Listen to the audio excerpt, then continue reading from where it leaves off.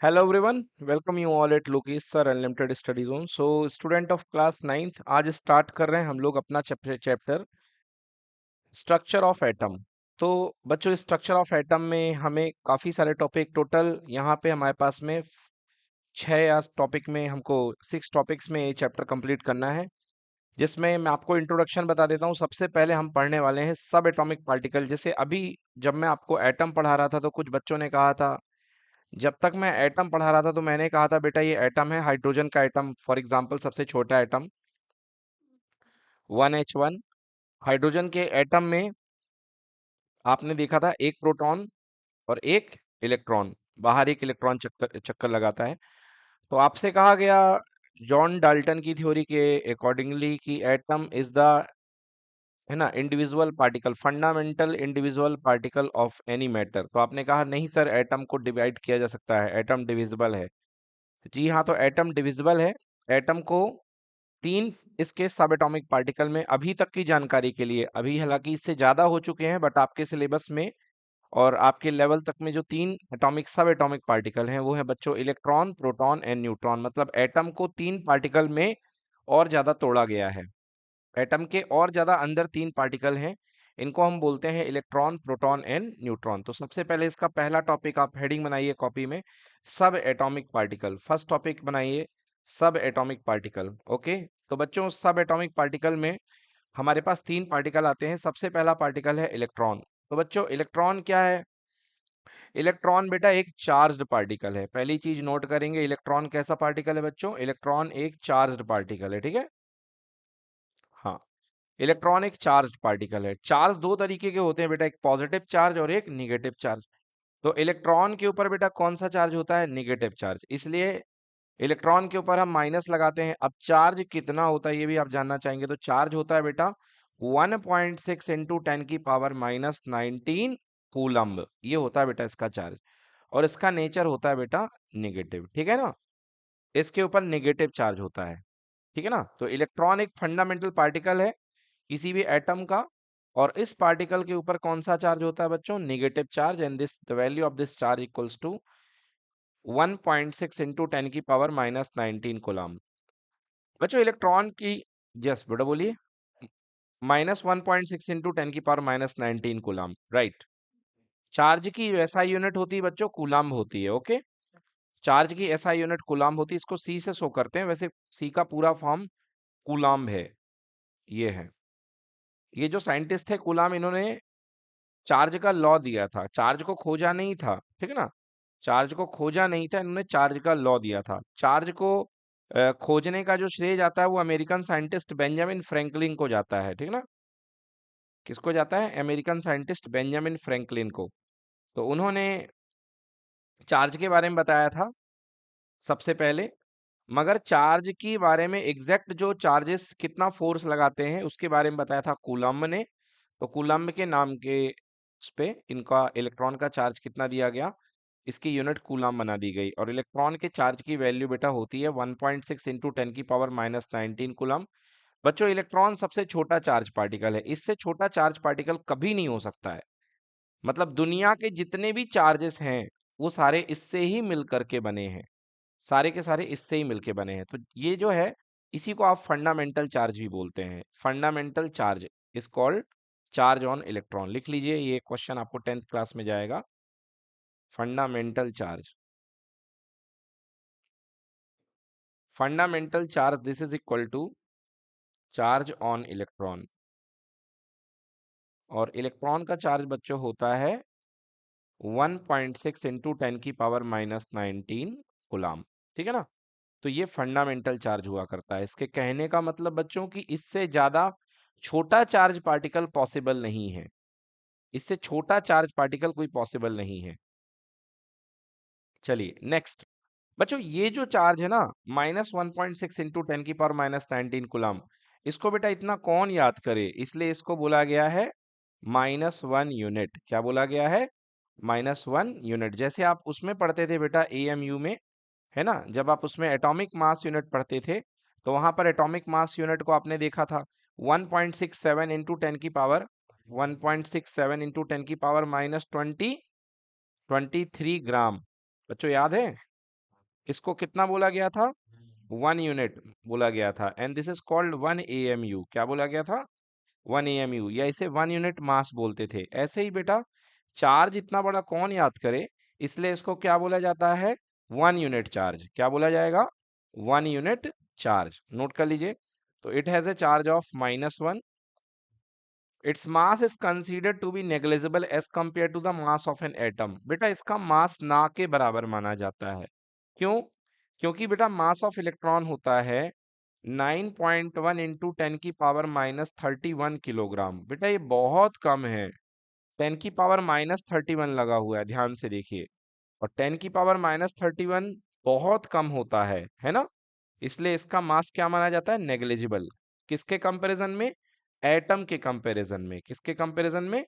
Atom के comparison में। Note करिए इन सारी बातों को। एक इंटरेस्टिंग मैं बात आपको बच्चों बता रहा हूँ। देखिए एक इंटरेस्टिंग बात मैं आपको बता रहा हूँ बेटा। जैसे ये हाइड्रोजन एटम है बेटा। हाइड्रोजन एटम के अंदर बेटा एक प्रोटॉन होता है और एक इलेक्ट्रॉन होता है। आपको पता होना चाहिए बेटा, जो मास ऑफ प्रोटॉन होता है बेटा, मास ऑफ प्रोटॉन होता है 1.67 इंटू 10 बेटा -27 किलोग्राम। ठीक है। और बेटा मास ऑफ इलेक्ट्रॉन जो होता है वो होता है 9.1 इंटू 10⁻31 किलोग्राम। तो बच्चों देखिए यहाँ पर जो प्रोटॉन का मास है वो ज्यादा है, क्योंकि यहाँ पे 10⁻27 है, निगेटिव पावर कम है। और यहाँ पे बेटा कितना है? 10⁻31 है। तो बेटा मास ऑफ प्रोटॉन जो होता है वो कहीं ज्यादा है मास ऑफ इलेक्ट्रॉन से। वैसे एग्जैक्टली मैं बात करूं बच्चों, तो प्रोटॉन का जो मास होता है बेटा वो 1840 गुना होता है। 1840 गुना किसका? इलेक्ट्रॉन का। मतलब बेटा ये समझ लो कि तराजू के पलड़े पर अगर एक प्रोटॉन रखा हुआ है, तो इसको बैलेंस करने के लिए बेटा तराजू के दूसरे पलड़े पर आपको 1840 इलेक्ट्रॉन रखने पड़ेंगे। How many electrons? 1840। तब मिलकर के बेटा ये एक प्रोटॉन को बैलेंस कर पाएंगे। तो आप समझ पा रहे हैं कि प्रोटॉन का मास जो है वो क्या है? ज्यादा है। इसलिए बेटा पूरा जो किसी एटम का मास होता है वो देखा जाए तो प्रोटॉन के मास पे ही डिपेंड करता है। ऐसे ही न्यूट्रॉन का मास होता है ना, ऐसे ही न्यूट्रॉन का मास होता है। मतलब मास of proton and mass of neutron लगभग लगभग इक्वल हुआ करते हैं, ज्यादा दोनों में डिफरेंस नहीं है। तो मास ऑफ प्रोटॉन और मास ऑफ न्यूट्रॉन क्या होते हैं? दोनों दोनों इक्वल होते हैं। और ये दोनों मिलकर के बेटा इलेक्ट्रॉन के मास से बहुत ज्यादा हुआ करते हैं। इसलिए जो टोटल मास होता है वो कहाँ पर डिपेंड करता है बेटा? न्यूक्लियस पर। कहाँ पर डिपेंड करता है? न्यूक्लियस पर। क्यों न्यूक्लियस पर डिपेंड करता है? क्योंकि प्रोटॉन और न्यूट्रॉन कहाँ जा करके बैठते हैं? न्यूक्लियस पे। कहाँ बैठते हैं? न्यूक्लियस पे। तो मतलब बाहर के इलेक्ट्रॉन्स पर कोई मास डिपेंड नहीं करता है।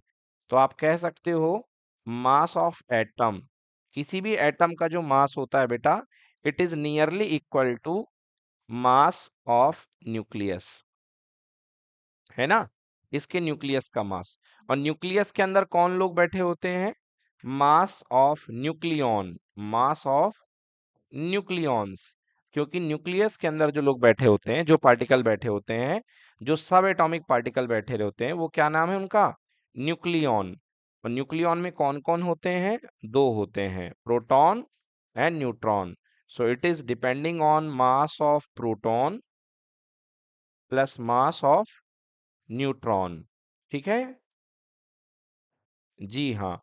अब आप कहोगे सर हाइड्रोजन में तो बैठता ही नहीं है बिल्कुल भी, न्यूट्रॉन तो होता ही नहीं है। आप ही ने बताया है कि हाइड्रोजन में न्यूट्रॉन नहीं होता है, केवल एक प्रोटॉन होता है, एक इलेक्ट्रॉन होता है। तो बिल्कुल सही बात है बेटा। जो हाइड्रोजन एटम का मास होगा बेटा, एच एटम का मास, वो किस पे डिपेंड करेगा? केवल और केवल प्रोटॉन पे। किस पे डिपेंड करेगा? प्रोटॉन पे, क्योंकि इसके पास न्यूट्रॉन होता ही नहीं है। और आपकी याददाश्त के लिए नंबर ऑफ न्यूट्रॉन कैसे निकाल देते हैं मैं आपको बता देता हूं। अगर आपके पास में कोई एटॉमिक नंबर है, एटॉमिक सिंबल है एक्स, इसका मास नंबर है कितना? जेड, और इसका एटॉमिक मास कितना है? ए। तो इसके अंदर नंबर ऑफ न्यूट्रॉन्स बताइए कितना पढ़ाया था मैंने? A minus Z. A minus Z. Okay. Atomic mass minus atomic number. तो what is number of neutron? Atomic mass number minus atomic number. ये काफी सारी बातें मैंने आपको पिछले चैप्टर में पढ़ाई हैं तो इसको रिवाइज करा दिया। चलिए अभी इसको नोट करिए पहले। चलिए देखिए बच्चों, अगला पार्टिकल है हमारा प्रोटॉन। बेटा इलेक्ट्रॉन को आपने किससे शो किया था? ई माइनस से, ये याद रखिएगा। मेरे साथ साथ ही आप सिंबल लिख लिया करिए साथ साथ चलते चलते। तो इलेक्ट्रॉन का सिंबल क्या था बेटा? E minus. इलेक्ट्रॉन का सिंबल है ई, और इसके ऊपर नेगेटिव चार्ज आता है इसलिए हम इसको ई माइनस लिखते हैं। बेटा प्रोटॉन का सिंबल है पी प्लस। मतलब आपको देख के समझ में आ गया इसके ऊपर कितना चार्ज है? 1 यूनिट पॉजिटिव है ना। तो इसके ऊपर चार्ज कितना है? +1 यूनिट। तो अगर आपसे बोला जाए कि प्रोटॉन के ऊपर चार्ज कितना है बेटा? +1 यूनिट। इलेक्ट्रॉन के ऊपर कितना था? -1 यूनिट। तो इलेक्ट्रॉन प्रोटॉन के ऊपर का चार्ज +1 यूनिट। और यदि इसकी पूरे चार्ज की बात की जाए बच्चों तो +1.6 इंटू 10⁻⁻19 कूलाम। अब ध्यान से देखिए, केवल एक प्लस और एक माइनस साइन का फर्क आया है ना। मतलब आप क्या कह सकते हैं कि जो इलेक्ट्रॉन का एंटी पार्टिकल है उसको एंटी मतलब अपोजिट पार्टिकल, इलेक्ट्रॉन का जो एंटी पार्टिकल है वो कौन है? प्रोटॉन है, क्योंकि इलेक्ट्रॉन का चार्ज नेगेटिव है और प्रोटॉन का चार्ज पॉजिटिव है। मतलब इलेक्ट्रॉन और प्रोटॉन एक दूसरे को मिलकर न्यूट्रलाइज कर देंगे। क्लियर हो गया? मतलब यदि कहीं पर इलेक्ट्रॉन को और प्रोटॉन को अगर आप दोनों को अटैच कर दें, एक साथ में जोड़ दें, तो दोनों एक दूसरे को क्या कर देंगे? कैंसिल कर देंगे। और रिजल्ट कितने चार्ज आएगा? 0। आप वैसे भी देख लो, इसमें थोड़ा सा दिमाग लगाओगे तो -1.6 इंटू 10⁻19 कूलाम है ना। -19 कूलाम प्लस कितना चार्ज है अगला? +1.6 इंटू 10⁻⁻19 कूलाम। दोनों एक दूसरे को कैंसिल कर देंगे और रिजल्ट कितना आ जाएगा? 0। तो दोनों एक दूसरे के अपोजिट पार्टिकल हैं। अगली बात करते हैं बेटा, प्रोटॉन की खोज किसने करी थी बेटा? प्रोटॉन की खोज करने का श्रेय जाता है साइंटिस्ट ई गोल्डस्टीन को। ई गोल्डस्टीन। अच्छा, ई गोल्डस्टीन ने प्रोटॉन की खोज कैसे करी थी बेटा? ई गोल्डस्टीन ने बेटा एक लैब में ना एक रेज निकाली थी, एक लैब में एक रेज निकाली थी। कहाँ से निकाली थी बेटा? एनोड से। कहाँ से निकाली थी? एनोड से। अब आप बोलोगे एनोड क्या होता है सर? देखो बेटा, ये होती है, इसको बोलते हैं वैक्यूम ट्यूब। ये होती है वैक्यूम ट्यूब, है ना। वैक्यूम ट्यूब हुआ करती है, इसके अंदर वैक्यूम क्रिएट किया जाता है। वैक्यूम मतलब जीरो प्रेशर, वैक्यूम मतलब जीरो प्रेशर, है ना। तो जीरो प्रेशर क्रिएट किया जाता है। जब जीरो प्रेशर क्रिएट किया जाता है बेटा, तो एक एक एक इलेक्ट्रोड को प्लस से जोड़ा जाता है। तो बेटा जो प्लस वाला होता है उसको बोलते हैं एनोड। क्या बोलते हैं उसको? एनोड। और जो माइनस वाला होता है ना उसको बोलते हैं कैथोड। तो माइनस वाले को बोलते हैं कैथोड, है ना। दो प्रकार की रेज निकली बेटा, एक एनोड से निकली। तो जो एनोड से रेज निकली बेटा, है ना, उसको कौन सी रेज बोलते हैं? Anode rays. कौन सी रेज बोलते हैं? एनोड रेज, या इन्हीं को बोलते हैं हम, है ना, डिस्कवरी ऑफ कैनाल रेज। इन्हीं को बोलते हैं हम कैनाल रेज। क्या बोलते हैं इन्हीं को? Canal raise. तो ये बेटा ये जो पार्टिकल थे जो एनोड से निकल रहे थे, इनके ऊपर प्लस था। कौन सा चार्ज था? प्लस था। तो इन्हीं पार्टिकल को बोला गया, ये पार्टिकल क्या कहला गए बेटा? प्रोटॉन कहला गए। ये पार्टिकल क्या कहला गए? प्रोटॉन। और इस एक्सपेरिमेंट को किसने किया था? ई गोल्डस्टीन ने। किसने किया था? ई गोल्डस्टीन ने। तो ई गोल्डस्टीन को डिस्कवर ऑफ कैनाल रेज माना जाता है, या discover of canal sorry protons माना जाता है। Okay. In a gas discharge led to the discovery of proton. इन्होंने प्रोटॉन की डिस्कवरी करी।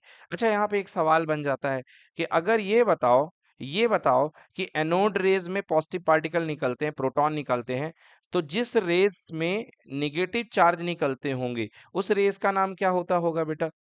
एक आपने देखी एनोड रेज, ये वाली रेज कौन सी होगी बेटा? हाँ, तो ये वाली रेज जिसमें इलेक्ट्रॉन्स निकलते हैं, इनको हम बोलते हैं कैथोड रेज। क्या बोलते हैं बेटा? Cathode rays. ये कौन सी रेज है बेटा? Cathode rays. अच्छा, आप आज तो सबके घर में बड़े बड़े टीवी लग गए हैं। कौन से टीवी लग गए हैं? एलईडी लग गई है। क्या लग गई है बेटा? एलईडी। सबके यहाँ एलईडी लगी कि नहीं लगी है? लगी है, वेरी गुड, है ना। बेटा पहले आपको याद होगा एक ऐसा बड़ा सा टीवी आया करता रहा, डब्बे वाला टीवी, याद है आप लोग को? ऐसे बड़े वाला अभी भी किसी के यहाँ है? वो वाला टीवी नहीं है? है किसी के यहाँ? हाँ, है ना। तो बेटा ये जो टीवी रहता रहा है, ये टीवी अगर कभी गलती से उसके अंदर झांक करके देखे हो तुम, तो बेटा इसके अंदर तुम देखे होगे एक ट्यूब लगी रहती है और उसमें एक फिलामेंट ग्लो करता रहता है रेड से कलर का, है ना। तो बेटा ये जो टीवी है ना, इसको बोलते रहे हम लोग सीआरटी टीवी। कौन सा बोलते थे? CRT। तो बेटा ज्यादा दूर जाने की बात नहीं है। कैथोड रे ट्यूब आपके जो पुराने वाले टीवी है ना, उनमें लगा रहती रही है कैथोड रे। कभी किसी टीवी की दुकान में जा करके देखिएगा, जब इसको खोल करके निकाला जाता है तो इस तरीके का शेप एकदम से बन करके वो पूरा का पूरा बॉक्स सा निकलता है टीवी का, है ना। और यहाँ पे एक ट्यूब लगी रहती है बेटा, उसको बोलते हैं CRT। CRT का मतलब cathode ray tube, cathode ray tube, समझ में आ गया। तो कैथोड रे ट्यूब में से क्या निकलते थे बेटा? इलेक्ट्रॉन निकलते थे। क्या निकलते थे? इलेक्ट्रॉन, समझ गए। तो कैथोड रे बोलो किससे मिलके बनी होती हैं? इलेक्ट्रॉन से। कैनाल रेस किससे मिलके बनी होती हैं? प्रोटॉन से। किससे मिलके बनी होती हैं? प्रोटॉन से। एक बार मैं फिर से आपको बता देता हूं बेटा, कैथोड रेज किससे मिलके बनी होती हैं? इलेक्ट्रॉन से। कैथोड रेज किससे मिलके बनी होती हैं? इलेक्ट्रॉन से। और बेटा कैनाल रेज, कैनाल रेज कौन सी रेज? Canal rays. कैनाल रेज को क्या बोलते हैं? दूसरा नाम एनोड रेज। क्या बोलते हैं? Anode rays. बेटा एनोड रेज किससे मिलके बनी होती हैं? प्रोटॉन से। एनोड रेज किससे मिलके बनी होती हैं? प्रोटॉन से। कैथोड रे में इलेक्ट्रॉन निकला। इलेक्ट्रॉन की खोज किसने की थी? बोलो। जे थॉमसन ने। इलेक्ट्रॉन की खोज किसने की थी? जे थॉमसन सर ने, ठीक ना। और प्रोटॉन की खोज किसने की थी? ई गोल्डस्टीन ने, ठीक है ना। प्रोटॉन की खोज किसने की थी? ई गोल्डस्टीन ने। चलिए नोट कर लीजिए, ये हो गया आपका प्रोटॉन के बारे में। हाँ, प्रोटॉन का चार्ज कितना होता है बेटा? +1 यूनिट। प्रोटॉन का चार्ज कितना होता है? +1 यूनिट, ठीक ना। प्रोटॉन का चार्ज होता है +1 यूनिट। और इसका मास कितना कंसिडर किया जाता है? 1 यूनिट। मास कितना कंसिडर किया जाता है? 1 यूनिट। अब आप एक बात कहेंगे कि सर वो आपने जब बताया था हमें एटॉमिक मास यूनिट, तो एटॉमिक मास यूनिट में 1 एटॉमिक मास यूनिट, 1 AMU को कितना बोला था बेटा? 1 यूनिट बोला था, याद है? 1 AMU को क्या कहा था? 1 यूनिट। और 1 यूनिट कितना होता था बेटा? 1.67 इंटू 10⁻27 किलोग्राम। याद आया कुछ? 1.67 इंटू कितना? 10⁻27 किलोग्राम। और अभी अभी मैंने आपको बताया था कि बेटा जो प्रोटॉन का मास होता है, देखिए यहाँ पे, ये देखिए प्रोटॉन का मास, तो प्रोटॉन का मास भी कितना होता है? 1.67 इंटू 10⁻27 किलोग्राम। तो बताओ ये 1 यूनिट के बराबर हुआ कि नहीं हुआ? क्या ये 1 AMU के बराबर हुआ कि नहीं हुआ? हाँ, तो इसलिए प्रोटॉन के मास को कितना बोला जाता है? 1 AMU या 1 यूनिट। 1 AMU या 1 unit, this is equal to mass of proton. बोलो क्लियर कि नॉट क्लियर? क्या इलेक्ट्रॉन के मास को आप 1 यूनिट बोल सकते हो कि नहीं बोल सकते हो? इलेक्ट्रॉन के मास को आप 1 यूनिट बोल सकते हो कि नहीं बोल सकते हो? कभी नहीं बोल सकते हो। इलेक्ट्रॉन का मास कितना होता है? नेग्लिजिबल। कितना होता है? नेग्लिजिबल। तो इलेक्ट्रॉन के मास को कितना माना जाता है? 0। कितना माना जाता है? 0। नोट कर लें। अच्छा, दो सब एटॉमिक पार्टिकल की हम बात कर चुके हैं। दो सब एटॉमिक पार्टिकल में आपने देख लिया है प्रोटॉन, है ना। सब पहला सब एटॉमिक पार्टिकल आपने देखा इलेक्ट्रॉन, दूसरा सब एटॉमिक पार्टिकल आपने देख लिया प्रोटॉन, और अब तीसरे सब एटॉमिक पार्टिकल की बात कर रहे हैं हम लोग, न्यूट्रॉन की। ओके, अभी तक जितनी स्टडी करी है वो हम बता दें आपको कि प्रोटॉन का मास जो होता है, mass of sorry electron, mass of electron equal to 9.1 into 10⁻31 kilogram होता है, जो कि नेग्लिजिबल होता है। ओके, इसको हम 0 मान रहे हैं। देखिए हम मास लिख रहे हैं। ओके, प्रोटॉन का मास कितना होता है बेटा? Mass of proton that is equals to 1.67 into 10⁻27। अगर किलोग्राम की बात करेंगे तो -27 किलोग्राम, और अगर ग्राम की बात करेंगे तो 23 ग्राम आ जाएगा। एंड बेटा दिस इज अबाउट 1 यूनिट, इसी को बोलते हैं हम 1 यूनिट या 1 AMU, ठीक है ना। यदि हम बात करें कि इसके बारे में, इसकी डिस्कवरी किसने करी, तो बेटा इसकी डिस्कवरी करी है जे थॉमसन ने, और इसकी डिस्कवरी का श्रेय किसको जाता है? ई गोल्डस्टीन को, ठीक है ना। यदि हम बात करें बेटा इसके ऊपर चार्ज की, तो इसके ऊपर जो चार्ज होता है that is equal to -1 unit होता है। How much? -1 यूनिट। और इसके ऊपर यदि चार्ज देखा जाए तो charge on proton that is equal to +1 unit. Okay, इसके चार्ज के सिंबल को बेटा हम -E बोलते हैं, और इसके चार्ज के सिंबल को हम क्या बोलते हैं? +P। और यदि चार्ज की वैल्यू देखी जाए बेटा तो -1.6 इंटू 10⁻19 कूलाम, और इसके चार्ज की value +1.6 into 10⁻⁻⁻⁻⁻⁻⁻⁻⁻⁻⁻⁻⁻⁻⁻⁻⁻⁻⁻⁻⁻⁻⁻⁻⁻⁻⁻⁻⁻⁻⁻⁻⁻⁻⁻⁻⁻⁻⁻⁻⁻⁻⁻⁻⁻⁻⁻⁻⁻⁻⁻⁻⁻⁻⁻⁻⁻⁻⁻⁻⁻⁻⁻⁻⁻⁻⁻⁻⁻⁻⁻⁻⁻⁻⁻⁻⁻⁻⁻ -19 coulomb, right.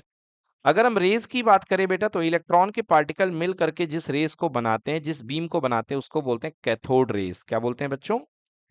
Cathode rays. Proton के पार्टिकल बेटा मिल करके जिस रेस को बनाते हैं बेटा, कौन सी रेस कहलाती है? कैनाल रेस कहलाती हैं, ठीक है। अभी तक तो इतनी जानकारी हमने ले ली है कि mass of proton, mass of electron, इनके डिस्कवर करने वाले का नाम। अब बात करते हैं बच्चों थर्ड पार्ट, सब एटॉमिक पार्टिकल 1.3, न्यूट्रॉन। बेटा न्यूट्रॉन में NEU आ रहा है, न्यूट्रॉन। तो न्यूट्रॉन का मतलब बेटा ये न्यूट्रल पार्टिकल है, ना ये पॉजिटिव है ना ये नेगेटिव है। तो बेटा न्यूट्रॉन एक कैसा पार्टिकल है? Neutral particle. बोलो कैसा पार्टिकल है बच्चों? न्यूट्रल पार्टिकल है। ये किसी की तरफ नहीं है, ये न्यूट्रल पार्टिकल है। मतलब यदि आपसे कोई बोले कि बेटा चार्ज ऑन न्यूट्रॉन कितना है, बताइए इसका चार्ज कितना है? 0 कूलाम। कितने कूलाम? 0 कूलाम, ठीक है ना। न्यूट्रॉन के ऊपर कोई चार्ज नहीं होता है, 0 कूलाम का इसके ऊपर चार्ज हुआ करता है। It is a neutral particle, it does not contain any charge. अच्छा, इसकी डिस्कवरी किसने करी बेटा? जेम्स चैडविक ने। किसने डिस्कवरी करी? जेम्स चैडविक ने 1932 में। तो ईयर हमारे काम का नहीं है, हमारे पास इसके बारे में केवल हम लोग इसके डिस्कवर करने वाले का नाम जरूरी है। तो discovered by James Chadwick, okay, ठीक है। तो नाम लिख लें, इसने, इसके बारे में किसने डिस्कवर किया है? जेम्स चैडविक में। इट इज अ न्यूट्रल, बता दिया ये मैंने। The mass of neutron is nearly equal to the mass of proton. मैंने बताया था आपको कि न्यूक्लियस में दो लोगों का कंट्रीब्यूशन होता है, एक प्रोटॉन का और एक न्यूट्रॉन का, इसीलिए उनको न्यूक्लियॉन बोलते हैं बेटा। तो जो बेटा मास ऑफ न्यूट्रॉन है, it is nearly equal to mass of proton. Electron नहीं होना चाहिए यहाँ पे, क्या होना चाहिए? Mass of proton. And it is equal to how much unit? 1 unit. Plus लगाना सही नहीं है मास के लिए, इसका मास कितना होता है? 1 यूनिट। तो मतलब मास ऑफ न्यूट्रॉन जो होता है वो भी कितना होता है? 1.67 इंटू 10⁻⁻27 किलोग्राम, राइट। हाँ, नियरली अबाउट, ठीक है, नियरली ही है, ठीक ना। और इसी को हम क्या बोलते हैं? 1 यूनिट। क्या बोलते हैं? 1 यूनिट। क्लियर हो गया? नोट कर लें। So the mass of neutron is nearly equal to the mass of a proton. तो याद रखिएगा कि mass of proton is nearly about equal to mass of neutron, ठीक है। यस, ये देखिए कुछ पॉइंट है यहाँ पे important. The mass of A proton is approximately 2000 times of mass of an electron. देखिए यहाँ तो अप्रोक्सीमेटली बताया मैंने, तो आपको बिल्कुल बता दिया कि बेटा मास ऑफ प्रोटॉन जो होता है वो 1840 टाइम्स होता है मास ऑफ इलेक्ट्रॉन के। 1840 2000 के आसपास में है, इसलिए यहाँ पे इन लोगों ने 2000 टाइम्स ले लिया है, राइट। हाँ, neutrons are present in nucleus of all atom except hydrogen. Yes, hydrogen मैंने बताया था आपको, हाइड्रोजन के अंदर केवल और केवल प्रोटॉन पाया जाता है, हाइड्रोजन के अंदर न्यूट्रॉन नहीं होता है। इसके अलावा जितने भी एटम प्रेजेंट है बेटा, सबके अंदर आपको क्या पाया जाएगा? न्यूट्रॉन्स पाए जाएंगे। और हाइड्रोजन के अंदर ना पाए जाने का रीजन है क्योंकि हाइड्रोजन का एटॉमिक कॉन्फ़िगरेशन है 1h1। तो यहाँ पे नंबर ऑफ न्यूट्रॉन कितने हो जाएंगे? 1 - 1, दैट इज इक्वल टू 0। इसलिए हाइड्रोजन के न्यूक्लियस में केवल एक प्रोटॉन होता है और बाहर एक इलेक्ट्रॉन हुआ करता है। इसमें न्यूट्रॉन के नंबर्स कितने होते हैं? 0, ठीक है ना। तो हाइड्रोजन में कोई भी न्यूट्रॉन नहीं पाया जाता है, ये सबको पता है। और क्योंकि इसके अंदर न्यूक्लियस में केवल एक ही पार्टिकल है, इसलिए इसका मास हाइड्रोजन का कितना बनता है? 1 AMU। क्या बनता है? 1 AMU, राइट। क्योंकि जितने न्यूक्लियॉन्स होते हैं उतना ही मास हुआ करता है। जैसे फॉर एग्जांपल यदि आप हीलियम की बात करो, तो हीलियम के अंदर 2He4 मतलब इसके पास टोटल 4 न्यूक्लियॉन्स हैं। कितने न्यूक्लियॉन्स हैं? 4 न्यूक्लियॉन्स हैं। मतलब इसके न्यूक्लियस में दो बैठे होंगे प्रोटॉन और दो बैठे होंगे न्यूट्रॉन। तो इसलिए टोटल 4 काउंट करके इसका जो मास बनेगा बेटा हाइड्रोजन का, वो कितना बनेगा? 4 AMU, मीन्स 4 यूनिट। बोलो क्लियर हुआ कि नहीं हुआ? भाई हाइड्रोजन के पास देखिए, हाइड्रोजन का सिंबल था 1H1। तो 1 में बेटा एक प्रोटॉन रहेगा, और 1 से 1 माइनस कर दिया तो 0। क्या होगा इसके पास में? 0 न्यूट्रॉन। यहाँ पे देखिए 2 लिखा हुआ है, मतलब प्रोटॉन कितने हैं? 2 प्रोटॉन। और न्यूट्रॉन कितने हैं? 4 - 2, मतलब 2 न्यूट्रॉन। तो बेटा मास कितना बन जाएगा इसका? Mass number, number of proton plus number of neutron, तो 2 प्रोटॉन प्लस 2 न्यूट्रॉन, आंसर कितने यूनिट मास हो गया? 4 यूनिट। क्लियर हो गया? नोट कर लें। चलिए बच्चों, अब देखिए अगले टॉपिक पे आते हैं बेटा। अगला टॉपिक जो हमारा है बेटा, इसका नाम है एटॉमिक मॉडल्स। एटॉमिक मॉडल्स, ठीक है ना बच्चों। आपको याद होगी जॉन डॉल्टन ने बताया था कि बेटा एटम के बारे में जॉन डॉल्टन ने कुछ बातें बताई थी कि एटम जो होता है finest individual particle of the matter है ना। उन्होंने अपनी थ्योरी दी थी। तो सबसे पहले बेटा इसकी जो थ्योरी आई थी एटम की, वो डाल्टन थ्योरी आई थी, ठीक है ना, जो आपने पढ़ रखी है चैप्टर नंबर 3 में। अब इसके बाद बेटा एटम के बारे में जैसे जैसे डेवलपमेंट होता गया, अलग अलग बेटा साइंटिस्ट आते गए और उन्होंने सब ने अपने अपने बारे में बताया। एक ने कहा कि जो एटम होता है ना वो फुटबॉल के जैसा होता है, एक ने कहा एटम जो होता है ना तरबूज के जैसे होता है। तो सब ने अपने अपने फल लेकर के आ गए और बताने लग गए कि भाई एटम ऐसा होता है ना। तो इस क्रम में बेटा सबसे पहले जो मॉडल है, जो मतलब एक तरीके का सही मॉडल पेश किया, जो बहुत समय तक चला बेटा, वो था जे जे थॉमसन का मॉडल। और जे जे थॉमसन ने इलेक्ट्रॉन की डिस्कवरी की थी, इसलिए इनका बहुत ज्यादा सम्मान भी था। तो जे जे थॉमसन क्या कहते हैं अपने मॉडल के बारे में, ठीक है ना।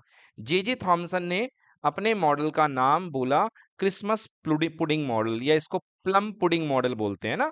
तो सबसे पहले अपन पढ़ रहे हैं जे जे थॉमसन मॉडल के बारे में। इसको थॉमसन मॉडल भी बोलते हैं ना। थॉमसन मॉडल के नाम से ही ज्यादा जाना जाता है, जे जे नाम तो नहीं मिलता है, थॉमसन मॉडल के नाम से जाना जाता है। बेटा इसका नाम इन्होंने दिया plum pudding, plum pudding model, ठीक है ना, प्लम पुडिंग मॉडल। और बेटा इसका दूसरा नाम क्या था? क्रिसमस पुडिंग मॉडल, है ना, पुडिंग मॉडल। और बेटा इसी का तीसरा नाम क्या था?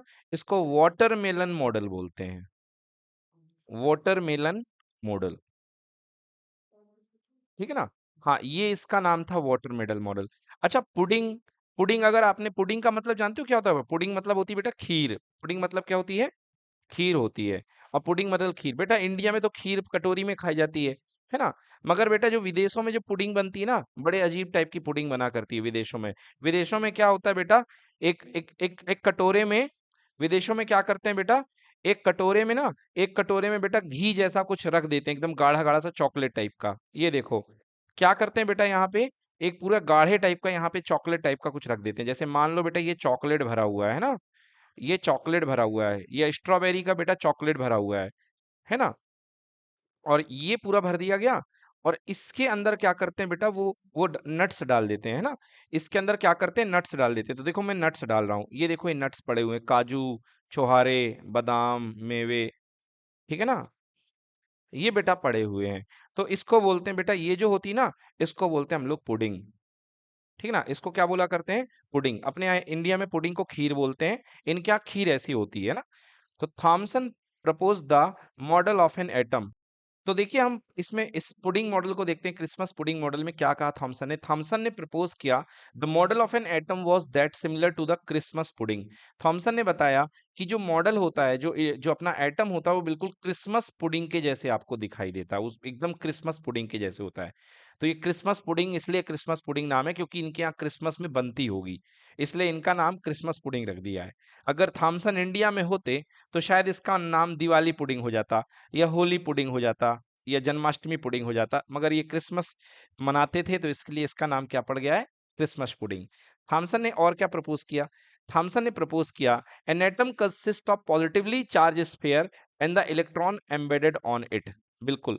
तो थॉमसन ने बताया इस पुडिंग के बारे में कि बेटा इसमें यूनिफॉर्मली जो होता है चार्ज होता है। मतलब बेटा ये जो आप पिंक वाला पार्ट देख रहे हो ना, ये पूरा बेटा ये जो पिंक वाला पार्ट आपको दिखाई दे रहा है, ये जो पिंक वाला पार्ट आपको दिखाई दे रहा है, थॉमसन ने बताया बेटा ये निगेटिवली चार्ज होता है। ये कौन सा चार्ज होता है? निगेटिवली चार्ज होता है। मतलब ये जो पिंक वाला पार्ट है बेटा, ये निगेटिवली, सॉरी ये पॉजिटिवली चार्ज है, मैं उल्टा बोल गया। ये जो पार्ट है बेटा, ये पॉजिटिवली चार्ज है, मतलब यूनिफॉर्मली फैला होता है। तो थॉमसन ने क्या बताया? An atom consist of positively charge sphere. जी हाँ, स्फीयर मतलब ये स्फीयर पूरा होता है ना, पूरा जो गोला होता है ये क्या है? पॉजिटिवली चार्ज स्फीयर, तो इसकी बात कर रहे हैं पॉजिटिवली चार्ज स्फीयर। और कह रहे हैं इसमें जो नेगेटिव चार्ज होता है वो बीच बीच में घुसे हुए होते हैं। ये देखिए जो इसके दाने हैं या जो आपके नट्स बैठे हुए हैं ना, इनको बोला गया कि ये कौन से चार्ज है, ये नेगेटिवली चार्ज है, मतलब इनको इलेक्ट्रॉन बोला गया। इनको क्या बोला गया? इलेक्ट्रॉन बोला गया। मतलब ये बाहर का बाहर पूरा, ये जो मसाला भरा हुआ है ये प्लस का हो गया, और ये जो बेटा ये बैठा हुआ है अपना, ये क्या हो गए? नेगेटिव चार्ज हो गया। नेगेटिव चार्ज का मतलब क्या हो गया? इलेक्ट्रॉन हो गए। क्या हो गए? इलेक्ट्रॉन। अब आप कहोगे सर इसको वाटरमेलन मॉडल क्यों कहा गया? आप जरा वाटरमेलन की याद कर लो बच्चों। वाटरमेलन में आपने देखा होगा कि वाटरमेलन की जो पुडिंग होती है, वाटरमेलन का जो पल्प होता है बेटा, वो पूरा रेड कलर का हुआ करता है ना। वाटरमेलन का जो पूरा पल्प होता है बेटा, ठीक है ना, वो पूरा रेड कलर का हुआ करता है, कुछ इस टाइप से वाटरमेलन का पूरा पल्प हुआ करता है। और इसके अंदर में हमारे ब्लैक कलर के सीड्स फंसे होते हैं, जो खाते समय मिल जाते हैं, दिमाग खराब हो जाता है ना। यस, इसके अंदर ब्लैक कलर के सीड्स जो होते हैं। तो क्या कहा जेजे थॉमसन ने? जेजे थॉमसन ने कहा कि ये जो रेड कलर का ये जो चार्ज स्फीयर है, इसको बोला इन्होंने, ये है positively charge sphere. Positive charge का स्फीयर बोला इन्होंने। पॉजिटिव चार्ज का स्फीयर बोला, मतलब ये जो पूरा फैला हुआ है ये पॉजिटिव चार्ज का स्फीयर है। और ये जो बैठा हुआ है, जो दाने होते हैं, दाने टाइप में उसमें कौन धंसे होते हैं? बीज धंसे होते हैं। जैसे बीज धंसे होते हैं ना, वैसे इसमें कौन धंसे होते हैं? इलेक्ट्रॉन धंसे हुए होते हैं। इलेक्ट्रॉन एम्बेडेड, एम्बेडेड मतलब अंदर घुसे हुए, फंसे हुए, है ना। यस, तो ये बताया इन्होंने, electrons are embedded into it. बच्चों पहली चीज तो ये मॉडल फेल हो गया। क्यों मॉडल फेल हो गया? मॉडल इसलिए फेल हो गया बेटा कि सब लोगों ने कहा कि भैया जो एटम होता है वो इलेक्ट्रॉनिकली न्यूट्रल होता है। इलेक्ट्रॉनिकली क्या होता है? न्यूट्रल होता है। और अब आप कह रहे हो कि इतना सारा प्लस है और इतने थोड़े से माइनस है। जैसे वो आप वाटरमेलन खाओ तो पल्प तो बहुत ज्यादा होता है और बीज बहुत कम होते हैं। तो ऐसा थोड़ा ना हो सकता है कि आपने प्लस बहुत बड़ा ले लिया, माइनस आपने छोटा ले लिया। तो ये प्लस माइनस को न्यूट्रलाइज कैसे कर पाएगा? हाँ, आप ये बोलते कि आधा आधा बराबर होता तो मैं मान लेता। तो बेटा ये प्लस बहुत ज्यादा हो गए और माइनस बहुत कम हो गया, मतलब ये रेड वाला पार्ट बहुत ज्यादा और ब्लैक वाले पार्ट लिमिटेड होते हैं, तो इसलिए ये मॉडल क्या हो गया? ये इलेक्ट्रॉनिकली सस्टेन नहीं कर पाया और ये फेल हो गया। यस, तो दो बातें तो कही थी जे थॉमसन ने। पहली चीज की इन्होंने कहा an atom consist of a positively charge sphere and the electron are embedded in it. Second क्या कहा? The negative and positive charges are equal in magnitude, so the atom as a whole is electrically neutral. देखो कहने की बात है, इन्होंने कह तो दिया कि negative and positive charges are equal in magnitude. इन्होंने कहा कि नेगेटिव और पॉजिटिव चार्ज इक्वल होते हैं मैग्नीट्यूड में। देखो अब इनके मॉडल में भी आप देखो कि पॉजिटिव वाले को आपने स्फीयर बोला है, मतलब ये प्लस वाला रीजन इतना ज्यादा स्फेरिकल प्लस है। ये जो स्फेरिकल रीजन है प्लस वाला, इतने सारे आपके प्लस हैं और गिनती भर, मुट्ठी भर नेगेटिव पार्टिकल। ये तो भाई इनजस्टिस है ना। आपके बराबर बराबर कहाँ है? हाँ, आप एक बार कह देते ये कि एक काम करो, एक तरफ आधे सर्कल में पूरे के पूरे प्लस बैठे होते हैं, आधे सर्कल में पूरे पूरे माइनस बैठे होते हैं, तब तो ठीक है। बट इन्होंने बस ऐसे कह दिया कि जितने इलेक्ट्रॉन होते हैं उतने ही पॉजिटिव चार्ज के इक्वल होता है। तो इसको सबने मानने से एक्सेप्ट मना कर दिया। तो इस लाइन को आप बहुत इंपॉर्टेंट से लिखेंगे। ये लाइन आपको एग्जाम में लिखनी पड़ेगी। थॉमसन मॉडल अगर आता है तो ये दोनों लाइन के आपको मार्क्स दिए जाएंगे। ये दोनों लाइनें बहुत इंपॉर्टेंट है, इनको नोट कर लें। पहली line, an atom consists of positively charged sphere and the electrons are embedded in it. Second line है, the negative and positive charges are equal in magnitude, so the atom as a whole is electrically neutral। कह तो दिया कि electrically neutral होता है, ठीक। तो ये, और साथ में आपको डायग्राम भी बनाना पड़ेगा बच्चों, याद रखिएगा। ये है थॉमसन का प्लम पुडिंग मॉडल या क्रिसमस पुडिंग मॉडल या J Thomson model of an atom. चलिए, अब इसके बाद में बच्चों थॉमसन के मॉडल के फेलियर सामने आने लग गए और थॉमसन मॉडल धीरे धीरे फेल हो जाता है और साइंटिस्ट आगे बढ़ते रहे, आगे तैयारी करते रहे। फिर इसके बाद में बच्चों आते हैं अगले साइंटिस्ट हमारे, जिसका नाम था ई रदरफोर्ड, अर्नेस्ट रदरफोर्ड, महान साइंटिस्ट। ठीक है बच्चों, अर्नेस्ट रदरफोर्ड, बेटा ये बहुत महान साइंटिस्ट थे। इतने महान साइंटिस्ट थे बेटा कि इनको क्या मिला है, इनको नोबेल प्राइज मिला है। अर्नेस्ट रदरफोर्ड को क्या मिला है बेटा, नोबेल प्राइज मिला हुआ है, ठीक है ना। अच्छा, नोबेल प्राइज इनको क्यों मिला हुआ है बेटा, हाँ, नोबेल प्राइज इसलिए क्योंकि बेटा इन्होंने न्यूक्लियस की खोज की थी। किसकी खोज की थी, हाँ, इन्होंने न्यूक्लियस की डिस्कवरी की थी। इन्होंने न्यूक्लियस की डिस्कवरी की थी, और न्यूक्लियस की डिस्कवरी के लिए इनको क्या मिल गया, आपका नोबेल प्राइज, ठीक ना। और बहुत लंबे समय तक इनका मॉडल माना जाता था, बहुत लंबे समय तक इनका मॉडल माना भी गया, ठीक ना। फिर एक छोटी सी कमी निकल गई, हालांकि कमी छोटी सी नहीं होती केमिस्ट्री के सेंस में, पर एक कमी निकल गई, उसके बाद इनका मॉडल भी खारिज कर दिया गया, ठीक ना। फिर इसके बाद इनके साइंटिस्ट, इनसे अच्छे वाले साइंटिस्ट नहीं कहना चाहिए, इनसे थोड़ा सा नए साइंटिस्ट आते हैं। उनका नाम था नील्स बोर। क्या नाम था, नील्स बोर। तो नील्स बोर का मॉडल चल रहा है बेटा। आज भी हम लोग जिस मॉडल को मान रहे हैं एटम के, तो हम एटम का कौन सा मॉडल मान रहे हैं बेटा, बोर मॉडल। कौन सा मॉडल, हाँ, तो इसको हिंदी में लोग बोहर बोल देते हैं, है ना, बाकी इसको हम बोर बोलते हैं ना, तो बोर्स मॉडल। तो चलिए देखते हैं, रदरफोर्ड मॉडल की बात करते हैं। तो रदरफोर्ड ने अपने मॉडल की शुरुआत करने के लिए और अपने मॉडल को समराइज करने के लिए उसके एविडेंस में बेटा एक एक्सपेरिमेंट किया, जो बहुत फेमस एक्सपेरिमेंट है, जिसको बोलते हैं Rutherford's gold foil experiment. Rutherford ने अपना गोल्ड फॉइल, सोने की पन्नी वाला एक्सपेरिमेंट किया, सोने की पन्नी लेकर के एक्सपेरिमेंट किया, ठीक है। तो देखते हैं क्या था एक्सपेरिमेंट। चलिए, तो रदरफोर्ड के एक्सपेरिमेंट को समझिए बच्चों, कि रदरफोर्ड ने क्या एक्सपेरिमेंट किया था। रदरफोर्ड ने गोल्ड फॉइल का एक्सपेरिमेंट किया था। तो रदरफोर्ड ने गोल्ड फॉइल के एक्सपेरिमेंट के लिए एक गोल्ड फॉइल ले ली। देखो मैं आपके सामने यहाँ पे एक गोल्ड फॉइल बना रहा हूँ। ये एक सोने की पन्नी की टाइप में गोल्ड फॉइल बना लो ऐसे। ये देखिए, ये मैंने थोड़ा सा 3D में रखी है, जिससे कि ये एक्सपोज हो सके, है ना। तो ये गोल्ड की फाइल ले ली बेटा। गोल्ड क्यों ले लिया, सवाल उठता है बेटा, गोल्ड क्यों ले लिया। क्योंकि बेटा गोल्ड जो है ना, वो हाईली मेलिएबल है। हाईली क्या है, मेलिएबल। मतलब गोल्ड को बेटा तुम पतला कर सकते हो, जी चाहो जितना पतला कर लो, है ना, बहुत ज्यादा मेलिएबल होता है। तो बेटा गोल्ड की जो परत है, एकदम बहुत पतली बनाई जा सकती है। आपने मिठाइयाँ खाई होंगी तो आपने देखी होंगी चांदी की वर्क लगी रहती है ना। चांदी की वर्क से भी पतली परत बेटा गोल्ड की होती है। तो गोल्ड की पतली सी बेटा फाइल ले ली, जिससे कि सीधे सीधे देखा जा सके इसका बिहेवियर। और यहां पर बेटा क्या ले ली, एक गन ले ली। कौन सी वाली गन बेटा, अल्फा गन, अल्फा पार्टिकल वाली गन, अल्फा पार्टिकल गन। बेटा अल्फा पार्टिकल क्या होता है पता है, जैसे प्रोटॉन होता है ना, वैसे ही एक अल्फा पार्टिकल होता है। बेटा अल्फा पार्टिकल के पास दो प्रोटॉन होते हैं, मतलब दो प्लस पार्टिकल होते हैं। तो अच्छा खासा ये पॉजिटिव पार्टिकल है बेटा, है ना।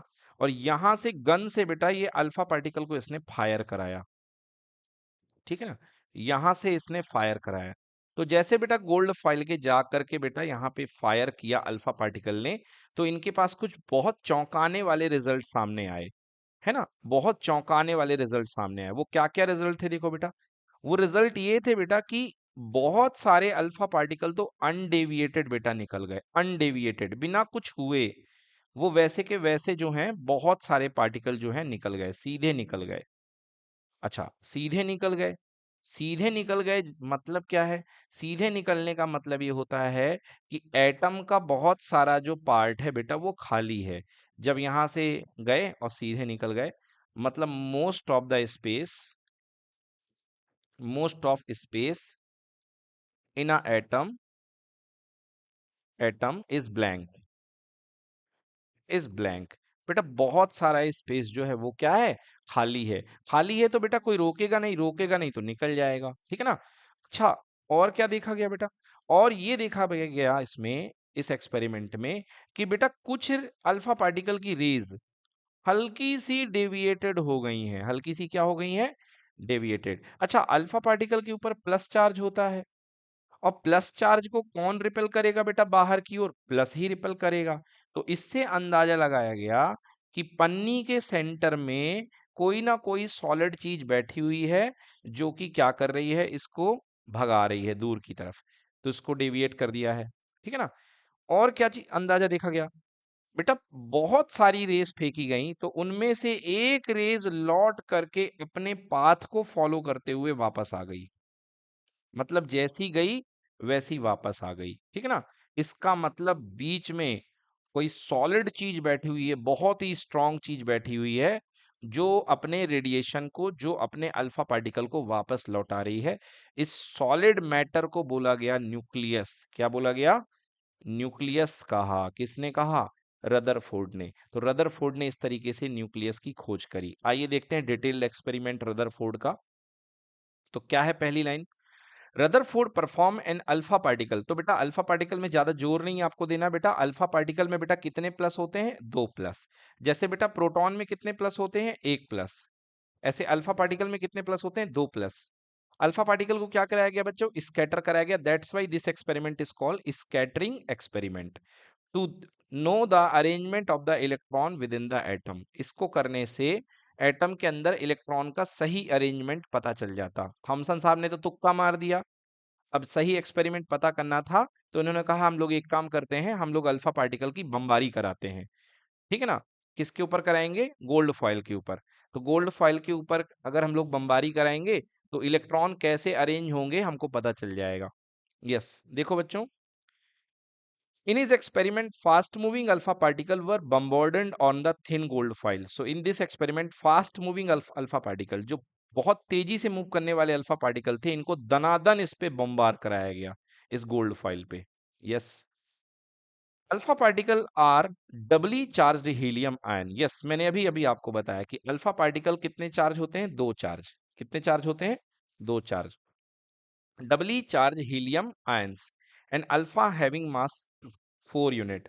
तो बच्चों हीलियम का मास कितना होता है? हीलियम का नंबर क्या होता है? 2He4। 2He4। तो हीलियम के आयन को हम लोग क्या बोलते हैं? Alpha particle. अभी इस चीज को आप लोग रट लो, ज्यादा इस पर डिटेल नहीं करूंगा, नहीं तो मैं टॉपिक से दूर हो जाऊंगा। बस ये वाली लाइन आपको थोड़ी देर के लिए रट लेनी है। अल्फा पार्टिकल क्या होते हैं? These are doubly charged helium ions. Doubly charged helium ions. चलो देख लो अल्फा पार्टिकल कैसे बनता है बच्चों। ये देखो, ये हीलियम है। अब यदि बात कर ली है तो हम लोग इस पे बात कर लेते हैं। बेटा हीलियम है ये। हीलियम के अंदर कितने होते हैं? 2 प्रोटॉन होते हैं और 2 न्यूट्रॉन होते हैं, ठीक है ना। और यहाँ पे कितने इलेक्ट्रॉन होते हैं? 2 इलेक्ट्रॉन। तो ये हीलियम है बच्चों। और हीलियम का फॉर्मूला क्या होता है? 2He4। आप देख लो, 2 प्रोटॉन 2 न्यूट्रॉन, 2 प्रोटॉन 2 न्यूट्रॉन मिलकर के 4 हो गया इसका मास। क्या करोगे बच्चों? इसमें से 2 इलेक्ट्रॉन आप माइनस कर दो, निकाल फेंको इनको। तो 2 इलेक्ट्रॉन अगर आप बाहर कर दोगे बच्चों, तो ये क्या बन जाएगा? हीलियम का +2 चार्ज। क्योंकि जब कोई चीज से इलेक्ट्रॉन निकलता है तो वो पॉजिटिवली चार्ज हो जाता है, तो यहाँ पे 2 इलेक्ट्रॉन निकलेंगे, तो ये क्या बन जाएगा बेटा? हीलियम +2। और इसी को हम क्या बोलते हैं बेटा? इसी को बोलते हैं अल्फा पार्टिकल। अब इतने ज्ञान की हालांकि जरूरत नहीं है आपको इस लेवल पे, मगर फिर भी कंसेप्ट क्लियर हो तो क्या बुरा है ना। तो इसलिए इसको बोलते हैं हम अल्फा पार्टिकल। तो अल्फा पार्टिकल क्या होता है? अल्फा पार्टिकल होता है double ionized helium atom. Yes, तो लिखा है alpha particle is doubly charged helium ion. 2 बार पॉजिटिवली चार्ज हीलियम आयन को क्या बोलते हैं हम? Alpha particle. अल्फा पार्टिकल का मास कितने यूनिट है? 4 यूनिट है। ये देख लिया था आपने, ये इसका मास है। तो इसका मास कितना होता है? 4 यूनिट। That's it.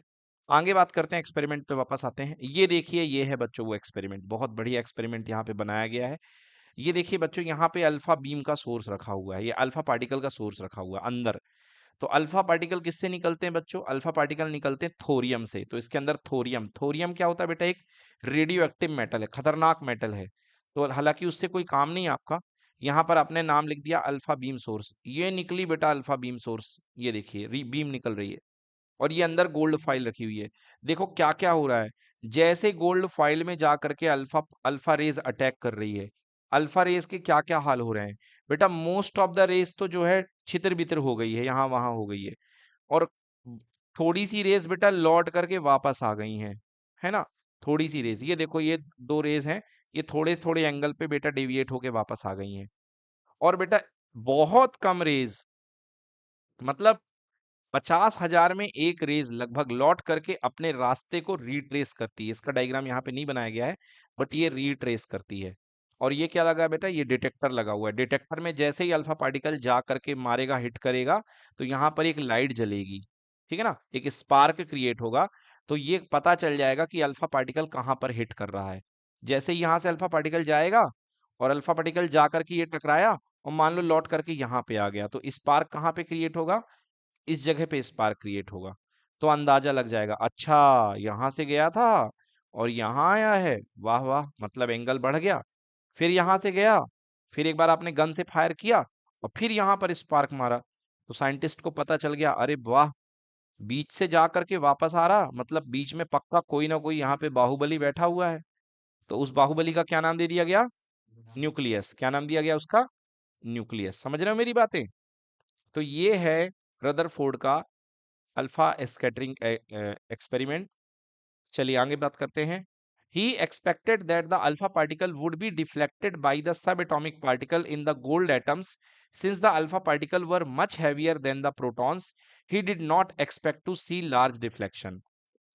देखो, यहाँ पर उसने माना था, he expected that the alpha particle would have deflected by the subatomic particle in the gold atoms. अब यहाँ पे बहुत ज्यादा डिफ्लेक्शन आपको अल्फा पार्टिकल को देखने को नहीं मिला। क्यों? क्योंकि बेटा अल्फा पार्टिकल जो है वो बहुत हैवी होता है। अल्फा पार्टिकल जो होता है 2He4, समझो 2He4। बेटा इसका मास कितना होता है? 4 AMU। इसका मास कितना होता है? 4 AMU। और बेटा यहाँ जो इलेक्ट्रॉन बैठे होंगे उनका मास कितना होता है? 0 AMU। इसलिए बहुत ज्यादा डिफ्लेक्शन देखने को नहीं मिला और most of the alpha particle वो अनडेविएटेड निकल गए आर के पार। ये वाली लाइन ये कहना चाह रही है, ठीक है। यहाँ पर ये कहा जा रहा है, एक बहुत अच्छी लाइन यहाँ पर बोली जा रही है कि अल्फा कुछ जो है पार्टिकल जो है अल्फा पार्टिकल वो डिफ्लेक्ट हुए हैं। इसका मतलब क्या है, इस स्क्रीन में समझो। जैसे यहाँ से आपके पास में ये अल्फा पार्टिकल गया हुआ है, देखो ये अल्फा पार्टिकल यहाँ से गया हुआ है और कुछ लौट करके आए हैं और कुछ यहाँ वहां चले गए हैं। इसका मतलब बीच में कोई ना कोई पॉजिटिव चार्ज बैठा हुआ है, बीच में कोई ना कोई प्लस बैठा हुआ है।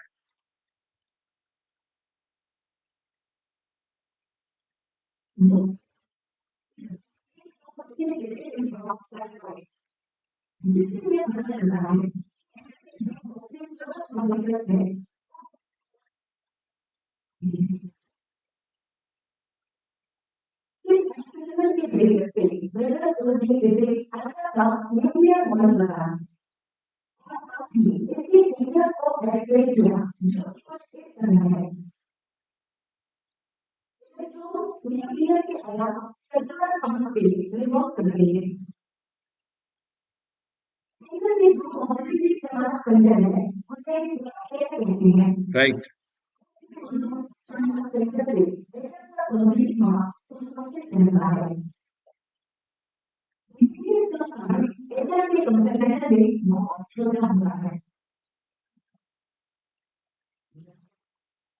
चलिए ठीक है बच्चों।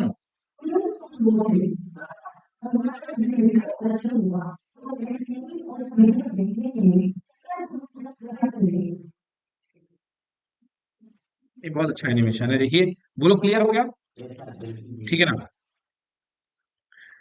तो अब हम देखिए यहाँ पे रदरफोर्ड के जो गोल्ड एक्सपेरिमेंट है,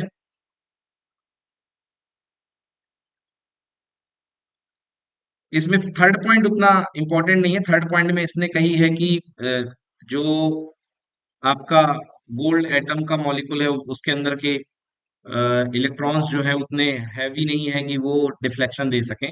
तो ये वाली लाइन जो है इतनी ज्यादा हमारे एक्सपेरिमेंट से कंसर्न नहीं कर रही है, ये हाई लेवल की लाइन है। चलिए आगे बढ़ते हैं। तो ये हो गया हमारा observation of gold foil experiment. अब देखिए ऑब्जर्वेशन जो अभी हमने आपको एनिमेशन में दिखाया, उस ऑब्जर्वेशन की बात करते हैं हम। तो पहला है, most of the alpha particle went across the gold file without any deflection. तो देखा आपने कि किस तरीके से ज्यादातर अल्फा पार्टिकल, ये देखिए ये बिना डिफ्लेक्शन के आ गया, ये बगैर डिफ्लेक्शन के, ये बगैर डिफ्लेक्शन के, ये बगैर डिफ्लेक्शन के। क्यों? क्योंकि देखिए ये जो न्यूक्लियस है ना, ये रेड कलर का जो आपको न्यूक्लियस दिख रहा है, ये देखिए जहां पे भी है रेड कलर का न्यूक्लियस आपको दिख रहा है, वहां से जितने भी ये अल्फा बीम जा रही है ना, बहुत दूर से जा रही है। ये देखो ये अल्फा बीम इतनी दूर से जा रही है, तो भाई क्या दिक्कत है, सीधे सीधे अनडेविएटेड निकल जाएगी।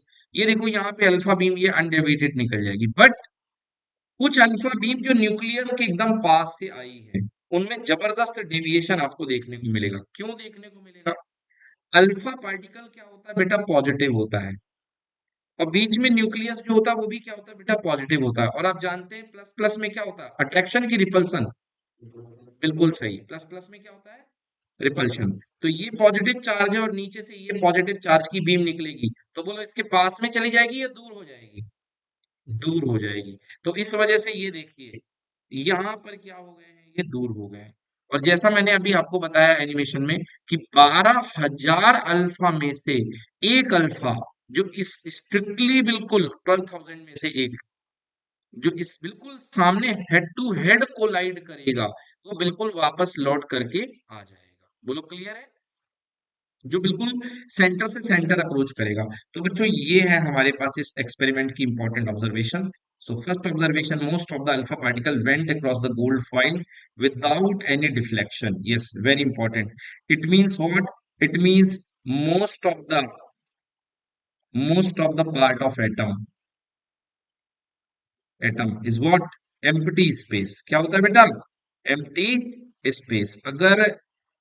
अगर थॉमसन साहब की बात सही होती तो कभी भी अल्फा पार्टिकल सीधे सीधे नहीं निकल जाते, अल्फा पार्टिकल सिर्फ अपना डायरेक्शन चेंज कर देते।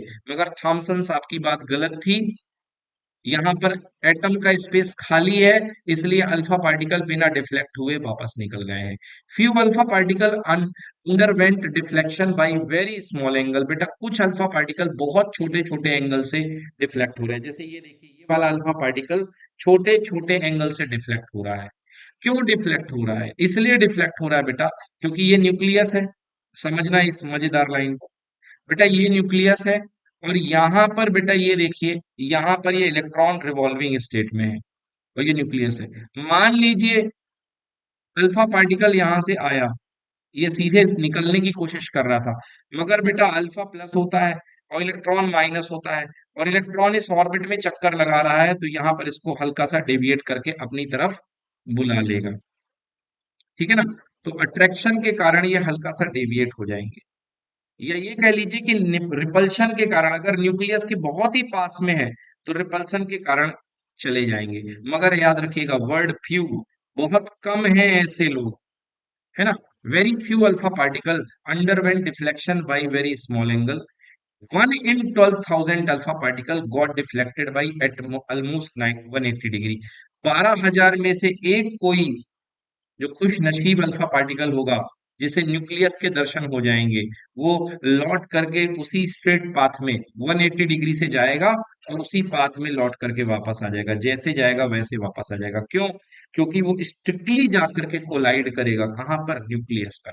So this is a complete alpha particle experiment का ये हो गया ऑब्जर्वेशन। अब आती है बात कंक्लूजन पे। भैया एक्सपेरिमेंट किए, ऑब्जर्वेशन बताया, मगर फायदा क्या निकला, कंक्लूजन बताओ। तो कंक्लूजन बताने वाला हूं मैं आपको यहाँ पे। पहला ऑब्जर्वेशन था most of the alpha particle pass through the cold foil undeflected, मतलब बहुत कुछ खाली है, indicating that most of the space inside the atom is empty. पहला लॉजिक। सेकेंड, और सर वो क्या था, वो जो थोड़ा सा अपने एंगल से डिफ्लेक्ट हो गया था, वो क्या था, बता रहे हैं। Few alpha particle underwent slight deflection, थोड़ा सा बहक गया। क्यों बहक गया, किसी ने बुला लिया था, from there path, indicating that positive charge of the atom occupies very little space, क्योंकि पॉजिटिव चार्ज अपनी थोड़ी सी जगह लेकर के बैठा हुआ है, ज्यादा जगह लेके नहीं बैठा हुआ है, थोड़ा सा ये जगह लेके बैठा हुआ है। तो अगर उसके आसपास से गुजरोगे तो आप हल्का सा डिफ्लेक्शन प्राप्त कर लोगे। बच्चों मैंने यहाँ पे इलेक्ट्रॉन के अट्रैक्शन की बात करी है, उस चीज को डिलीट कर देना, वो उतना सिग्निफिकेंट नहीं होता है। यहाँ पे प्रोटॉन का रिपल्सन इतना सिग्निफिकेंट होता है ना, कि वो उसको डिफ्लेक्ट कर देता है। लास्ट पार्टिकल, अच्छा कुछ लोग थे जो लौट करके जैसे गए थे वैसे वापस आ गए थे, अब उनकी बात की जाए 12,000 में से एक की।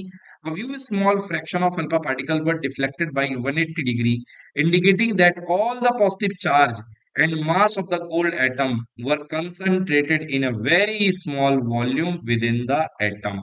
एक छोटी सी जगह है जहां पर पूरा का पूरा मास और पूरा का पूरा चार्ज, पॉजिटिव चार्ज बैठा हुआ है, and that particular space is called that particular volume is called what? Nucleus of the atom. ये यहाँ पर न्यूक्लियस को बताने के बाद और न्यूक्लियस के वेरिफिकेशन होने के बाद रदरफोर्ड साहब को क्या दिया गया? नोबेल प्राइज दिया गया। So this is complete about Rutherford atomic model. अब रदरफोर्ड का एटॉमिक मॉडल इस एक्सपेरिमेंट के बाद इस्टेब्लिश हो जाता है, और अपने मॉडल को इस्टेब्लिश करने के बाद उन्होंने क्या क्या कही बातें, रूल्स बताए कि देखो, हमने एक्सपेरिमेंट कर लिया, कंक्लूजन कर लिया, और अब हम आपके सामने फाइनल मॉडल लेकर के आ रहे हैं। थॉमसन साहब को भूल जाइए। थॉमसन साहब का मॉडल मॉडल नहीं है। उन्होंने कुछ भी सपने की बातें बता दी है। हम जो आपको मॉडल दे रहे हैं, आज के बाद आप एटम को इस रूप में देखेंगे जैसे हम आपको दिखाएंगे। तो रदरफोर्ड साहब ने एटम के बारे में क्या कहा? पहला, atom consist of very dense positively charge centre called nucleus. Atom ने, रदरफोर्ड साहब ने कहा कि एटम जो होता है अपने सेंटर पे एक घनघोर डेंस, बहुत ज्यादा वाला डेंस चार्ज सेंटर रखता है। इस चार्ज सेंटर को न्यूक्लियस बोलते हैं, और एटम का पूरा मास इसी सेंटर पे डिपेंड करता है। और क्यों ना डिपेंड करे बच्चों, मैंने आपको बताया था कि प्रोटॉन और न्यूट्रॉन यहीं पर आकर के डेरा डालते हैं। इसको बोलते हैं न्यूक्लियस। यस। सो फर्स्ट एक बार फिर से पहली लाइन पढ़ देता हूं। Atom consist of dense positively charge centre. एक एटम जो होता है वो एक बहुत घना डेंस पॉजिटिवली चार्ज सेंटर रखता है। इस सेंटर को न्यूक्लियस बोलते हैं। Nearly all the mass of an atom resides on the nucleus. मतलब कि पूरे के पूरे एटम का ज्यादातर मास कहाँ पे पाया जाएगा? सेंटर पे। तो सेंटर न्यूक्लियस कैसा होता है बेटा? पॉजिटिवली चार्ज होता है। कैसा होता है? पॉजिटिवली चार्ज हुआ करता है, क्योंकि इसके अंदर कौन बैठता है? प्रोटॉन। तो प्रोटॉन का चार्ज पॉजिटिव होता है, और न्यूट्रॉन का चार्ज तो कुछ होता नहीं है। इस वजह से टोटल चार्ज पॉजिटिव होगा। Second theory, electron revolve around the nucleus in circular path. Electron जो होते हैं वो न्यूक्लियस के चारों तरफ अपने अपने फिक्स ऑर्बिट होते हैं उनके, उनमें वो सर्कुलर पाथ में मूव किया करते हैं। तो ये इलेक्ट्रॉन जो हैं अपनी अपनी ऑर्बिट्स में मूव किया करते हैं। Electrons revolve around the nucleus in circular path. Third, the size of the nucleus is very small as compare to the size of the atom. आपको पता है ना, निशाना लगाने की मैंने बात करी थी।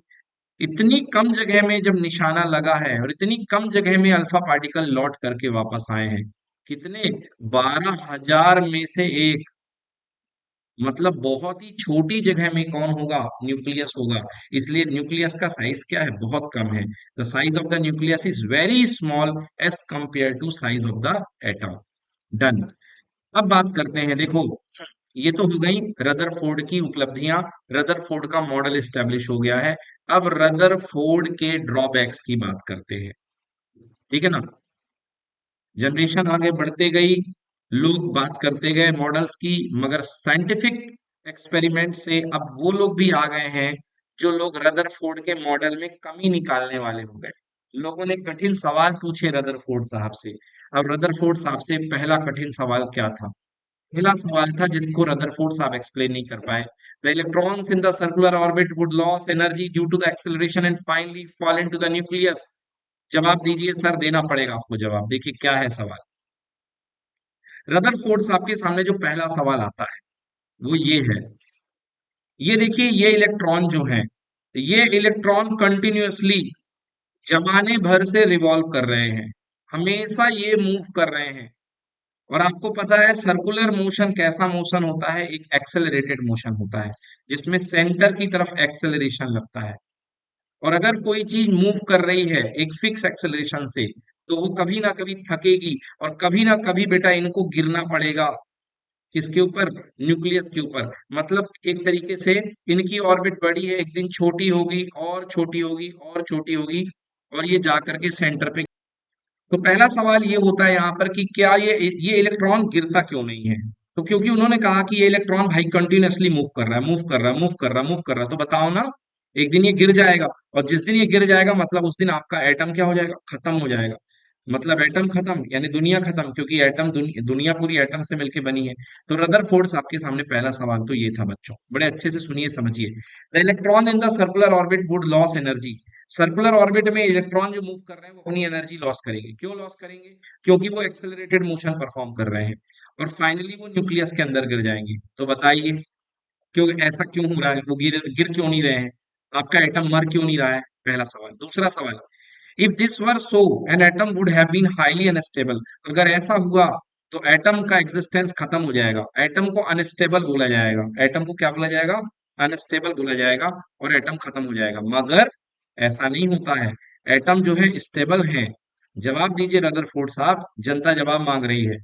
Hence Rutherford fail to explain the stability of the atom. इस तरीके से बच्चों रदरफोर्ड जो है स्टेबिलिटी ऑफ एटम को एक्सप्लेन नहीं कर पाए और रदरफोर्ड का मॉडल 19th सेंचुरी के लगभग लगभग शुरुआत होने पे क्या हो गया?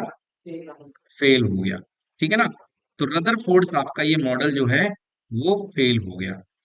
ठीक है। फिर इसके बाद में आते हैं न्यू साइंटिस्ट आते हैं अपने नए मॉडर्न मॉडल को लेकर के, जिनका नाम था नील्स बोर। और नील्स बोर ने इन सवालों के जवाब दिए। नील्स बोर ने इन सवालों के जवाब दिए कि क्यों जो इलेक्ट्रॉन्स है वो कंटिन्यूअसली चक्कर लगा रहे हैं और क्यों एटम मरता नहीं है या क्यों एटम खत्म नहीं होता है। नील्स बोर ने इन सवालों के जवाब दिए। चलिए देखिए, तो आपने देखा कि रदरफोर्ड साहब का मॉडल आपने पूरा देख लिया। रदरफोर्ड साहब के मॉडल में हमने मेन चीजें देखी। आपने conclusion of the gold foil experiment, फिर इसके बाद आपने देखा रदरफोर्ड एटॉमिक मॉडल, और फिर इसके बाद में आपने देखी ड्रॉबैक। तो ड्रॉबैक में मैं एक बार फिर से आपको ड्रॉबैक बता देता हूँ अच्छे से, यदि समझ में नहीं आई है। नंबर वन, पहली चीज है, the electron on the circular orbit would lose energy. देखो भाई, ये ड्रॉबैक क्या थी इसकी? ये अपना न्यूक्लियस है और ये मान लो बेटा ये इलेक्ट्रॉन है। तो ये इलेक्ट्रॉन बेटा इस न्यूक्लियस के अबाउट कंटिन्यूअसली कंटिन्यूअसली क्या कर रहे हैं? मोशन कर रहे हैं, कंटिन्यूअसली मोशन कर रहे हैं। और बेटा एक रूल होता है फिजिक्स का, फिजिक्स का एक रूल है कि जब भी कोई चार्ज पार्टिकल, कौन सा पार्टिकल? चार्ज पार्टिकल, जैसे इलेक्ट्रॉन है, जब भी कोई चार्ज पार्टिकल बेटा अगर कहीं भी मोशन करेगा, एक्सेलरेटेड मोशन करेगा, तो वो एनर्जी रिलीज करता है। क्या करता है? वो एनर्जी रिलीज करता है, बिल्कुल सही। तो अब सवाल उठता है कि यहां पर ये पूछा गया रदरफोर्ड साहब ने कि भाई साहब ये चार्ज पार्टिकल है इलेक्ट्रॉन और ये एक्सेलरेटेड मोशन परफॉर्म कर रहा है, तो इसे एनर्जी रिलीज करते रहना चाहिए। तो ये अगर एनर्जी रिलीज करेगा तो एक दिन ऐसा आएगा कि इसकी एनर्जी खत्म हो जाएगी और ये आ करके न्यूक्लियस में गिर करके अपना अस्तित्व समाप्त कर लेगा। मतलब ये क्या होगा? अनस्टेबल होते हैं, जितने भी एटम होते हैं उनको क्या होना चाहिए? अनस्टेबल, कभी ना कभी इनको मर जाना चाहिए। बट आप हमें बताइए कि ये स्टेबल क्यों है? ये न्यूक्लियस में क्यों नहीं गिर रहा है ना? This is were so an atom would have been highly unstable. अगर ऐसा हुआ तो एटम को हाईली अनस्टेबल होना चाहिए, मगर ऐसा नहीं हो रहा है। एटम फिर भी स्टेबल रखे हुए हैं। इस तरीके से जो रदरफोर्ड थे वो इसकी स्टेबिलिटी को एक्सप्लेन नहीं कर पाए। अब नेक्स्ट मॉडल आता है बेटा बोर्स मॉडल एटम। नील बोर्स ने बताया स्टेबिलिटी के बारे में। तो ये नील्स नील्स बोर के कुछ लॉ सुन लीजिए, इसको इसके बाद हम क्लास को ओवर करेंगे। तो नील्स बोर ने क्या कहा?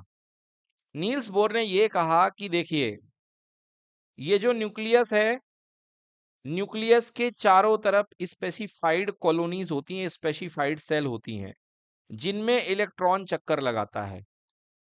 रदरफोर्ड ने इस तरीके की बताया नहीं था कि कुछ स्पेसिफिक, कुछ निश्चित शेल्स होती हैं। रदरफोर्ड ने यह बताया कि इलेक्ट्रॉन कहीं भी चक्कर लगा सकते हैं, है ना, बस सर्कुलर ऑर्बिट में लगाएंगे। मगर ये नील्स बोर ने बताया नहीं नहीं, ऐसा नहीं है, इलेक्ट्रॉन कहीं भी चक्कर नहीं लगाएंगे। इलेक्ट्रॉन एक फिक्स ऑर्बिट में चक्कर लगाएंगे, बिल्कुल फिक्स ऑर्बिट होगा। अगर वन में लगाएंगे, वन में जगह नहीं मिली तो टू में ही लगाएंगे, टू में जगह नहीं मिली तो थ्री में जाएंगे, नहीं तो फोर में जाएंगे। थ्री और फोर के बीच में भले बहुत सारा स्पेस खाली है, मगर वहां पर चक्कर नहीं लगा सकते हैं। तो मतलब क्या, किसका सिद्धांत दिया नील्स बोर ने? फिक्स ऑर्बिट की बात कही। किसकी बात कही? फिक्स ऑर्बिट की बात कही। ठीक है। तो electron revolve around the nucleus in discrete orbit. Discrete मतलब बेटा अलग अलग, निश्चित।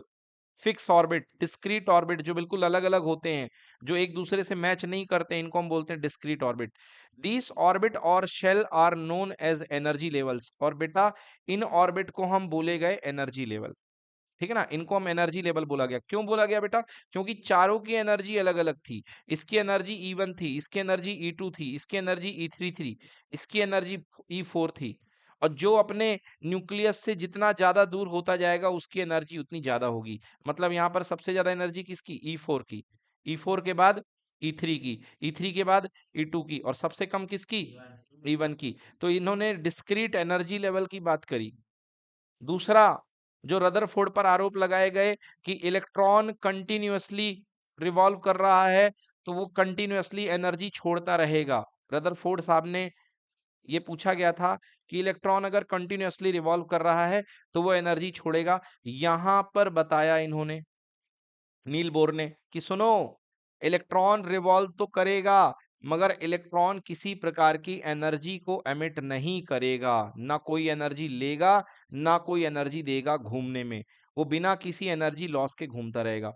While revolving in discrete orbit the electron do not radiate energy. बिल्कुल जैसे चांद घूमता है धरती के चारों तरफ, आपने देखा है अर्थ है, अर्थ के चारों तरफ चांद घूम रहा होता है। तो चांद ना तो एनर्जी देता है ना एनर्जी लेता, बस अपनी ऑर्बिट में घूमता रहता है। तो उसी तरीके से जब इलेक्ट्रॉन रिवॉल्व करेगा अपने अपने डिस्क्रीट ऑर्बिट पे, तो ना ये किसी प्रकार की एनर्जी को रेडिएट नहीं करेगा। ठीक है। और अब इसके बाद इन्होंने शेल को नॉमिनेट कर दिया, सेल को क्वांटाइज कर दिया। ऑर्बिट और shell are represented by the letter KLMN। बेटा, न्यूक्लियस के सबसे पहले नंबर की शेल को क्या बोला गया बेटा? के शेल। और इसका नंबर कितना है? 1 नंबर। इसका फर्स्ट एनर्जी लेवल 1, N=1 मतलब एनर्जी लेवल 1। दूसरे नंबर की शेल को क्या बोला गया? एल शेल, और इसका एनर्जी लेवल 2। तीसरी शेल को M shell, energy level number 3। And चौथी शेल को बोला गया N shell and number of orbit equal to 4। Right बच्चों, समझ में आ गया? तो KLMN, बेटा इनको हम क्या बोलते हैं? इनको हम बोलते हैं डिस्क्रीट ऑर्बिट। क्या बोलते हैं बेटा?